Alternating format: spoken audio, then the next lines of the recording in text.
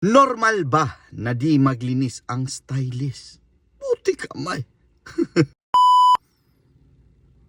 Yo, what's up guys? No, good morning na naman. No, another episode na naman ngayong araw na to sa mga katanungang walang katapusan sa mundo ng salon business. So yan, ngayong araw na to, sasagutin ko naman to, no? Ito ay galing sa grupo natin sa mga salon owner, no? May grupo tayo mga salon owner dyan, no? Salon Business Owners PH. So pasok kayo dyan kung gusto nyo matuto sa pagpapatakbo ng salon business. So sabi dito, yan o, pacheck ko, pakita ko sa inyo. Sabi niya dito, normal ba na di maglinis ang stylist? Buti kamay.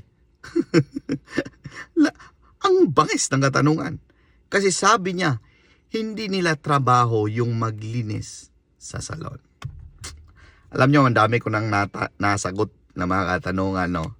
Kaya follow nyo ako kung gusto nyo matuto sa pagpapatakbo ng salon business. At share nyo na rin to para maraming natuto. Normal ma na maglinis? Bago ko yan sagutin, ako nga pala si Jeff Cinco, isang entrepreneur, isang salon owner na meron ng 6 branches. Pero hindi ako marunong sa mga services.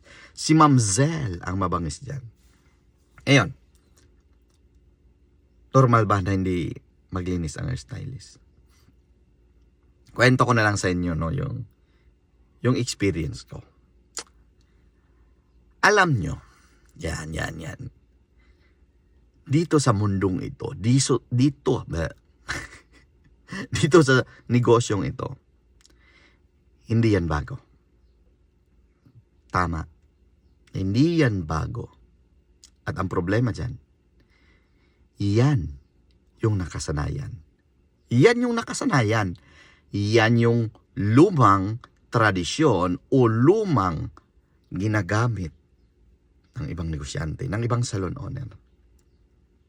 May tauhan kami dati. Yan. Singit ko na lang. Bakla. Walang masama sa bakla.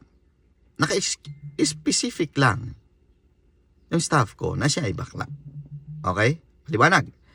May staff kaming bakla. Yan. Ngayon, kadalasan sa mga bakla, pagpalagay natin 70% yan is maarte. Yan. Yung ayaw gumalaw, ayaw kumilos, ayaw tumulong. Mataas ang tsansa. Ganyan. No? At palagay ko rin, hula ko lang, etong staff niya na to ay bakla. Diba? Dati kasi, panahong mabait pa kami, taong 2021,